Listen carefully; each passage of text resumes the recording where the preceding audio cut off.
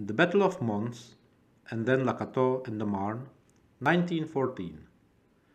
The Battle of Mons has perhaps become more famous than it deserves, but the individual glory gained there cannot be questioned, as it is substantiated by the large number of Victoria Crosses awarded.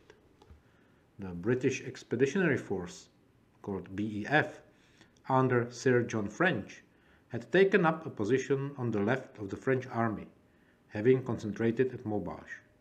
With them it proposed to advance against Germany in accordance with the French Plan 17. When Belgium was violated, the British, on the exposed left, met the full force of the strong German right wing in the form of the 1st German Army under von Kluck. Luckily, the leading corps of von Kluck's army were scattered, and the force which met the British 2nd Corps at Mons was less strong than it might have been, or, in fact, than it is sometimes made out to be. The region which contains the battlefield of Mons is an unattractive one, consisting of an almost continuous built-up area stretching some 16 miles to the west of Mons, bisected by the Mons-Condé Canal. The canal, running straight on an east-west line, marked the front along which the B.E.F was mainly engaged on 23rd August. The canal, about 7 feet deep, with an average width of 64 feet, was crossed by 18 bridges in its length of 16 miles. The bridges shaped the fighting. General Smith-Dorrien's 2nd Corps, covering the long front of 21 miles, lined the canal. The 5th Division, under General Ferguson, held the canal line to the west of Mons, and some of the regiments who fought so well there were the Duke of Cornwall's Light Infantry, the West Kents, the Northumberland Fusiliers, and the Royal Scots Fusiliers. The 3rd Division, under General Hamilton, held the right of the front, including the town of Mons and the awkward salient which the canal made to the northeast of it. Here the Royal Fusiliers, the Middlesex, and the Royal Irish distinguished themselves. General Haig's 1st Corps, facing almost east, covered the right flank of the 2nd Corps with the 5th Cavalry Brigade. The rest of General Allenby's cavalry division was behind the 5th Division. It was a curious battle. Sir John French, the British commander-in-chief, was away when it started and played no part when he returned. General von Kluck seemed to have exercised little control, permitting his army corps to stumble into the British army one by one as they arrived, with no coordination of their activities at all. The British dug in among the houses and slag heaps covering the bridges, and it was the infantry's shooting which dominated the day.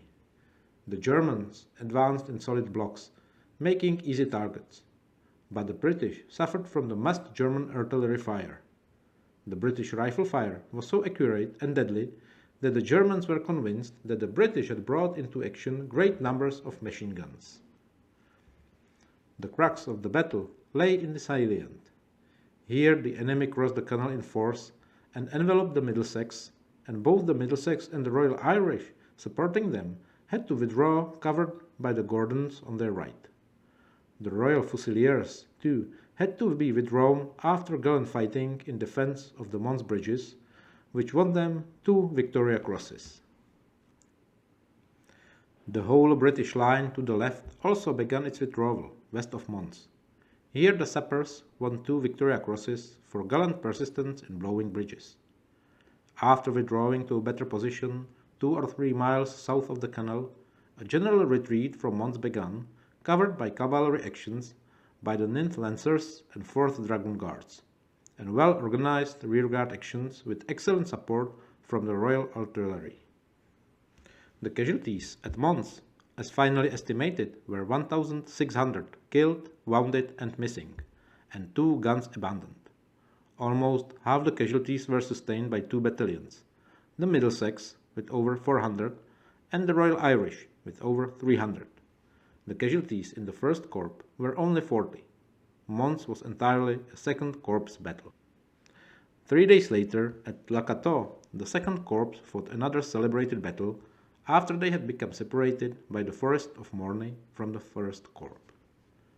Cateau followed the pattern of Mons, But this time the field of battle lay on open rolling country with few obstacles and less cover for the British fighting their rearguard action. Again the enemy penetration came on the British right, this time round the town of Cateau itself and up the valley of the Selle. The main feature of the Allied side was the very close support given to the infantry by the Royal Field Artillery, which was right up alongside them, in many instances firing over open sights and at almost point-blank ranges. Many of the honours of the battle went to the gunners, who manned their weapons to the last and then took them away in the face of the enemy. The losses at Cateau were more serious than at Mons, and are estimated at 7,800 men and 38 guns. After this, rapid retreat alone saved the B.E.F. of 70,000 men under Sir John French, and the French Fifth Army under General Lanzerac from destruction. An unhappy lack of cooperation between General French and Lanzerac seemed likely to make disaster more certain until Lord Kitchener, the Secretary of State for War, visited France and put things on a better footing. The French Rhine offensive had failed, and everywhere their armies fell back. In the west, the German armies now pressed on towards Paris. It appeared as if the Germans must be successful, when there occurred what came to be known as the miracle on the Marne. Winston Churchill says of it, "One must suppose, upon the whole, that the Marne was the greatest battle ever fought in the world, but it was less like any other battle ever fought. Comparatively few were killed or wounded, and no great recognizable feat of arms and no shock proportionate to the event can be discerned." To begin with, the Russians had mobilized quicker than had been expected, and to relieve the pressure on France, had invaded East Prussia. The Germans withdrew 2 corps from their right wing in the west to meet this danger, and thus weakened their forces at the critical moment. Then von Kluck swung southeast. Joffre, in the meantime, by a clever appreciation of strategy, built up a new Sixth Army on the west of Paris under General Manoury, which, supported by General Gallieni, governor of Paris, struck at the Germans' right flank. To meet this, von Kluck drew forces from his center and left and created a 30-mile gap, filled only by cavalry, between him and von Bülow's Second Army on his left. It was into this gap that the B.E.F. and some French forces pushed forward. The B.E.F. advanced none too vigorously into the vitals of the German right wing, but the British were the only army to cross the Marne before the German retreat. The only Allied force which advanced continuously throughout the 4 days from the 5th to the 8th of September, and because of it, the Germans found it necessary to retreat from the river Marne, and they found no secure resting place till they reached the northern side of the river Aisne. Paris was safe.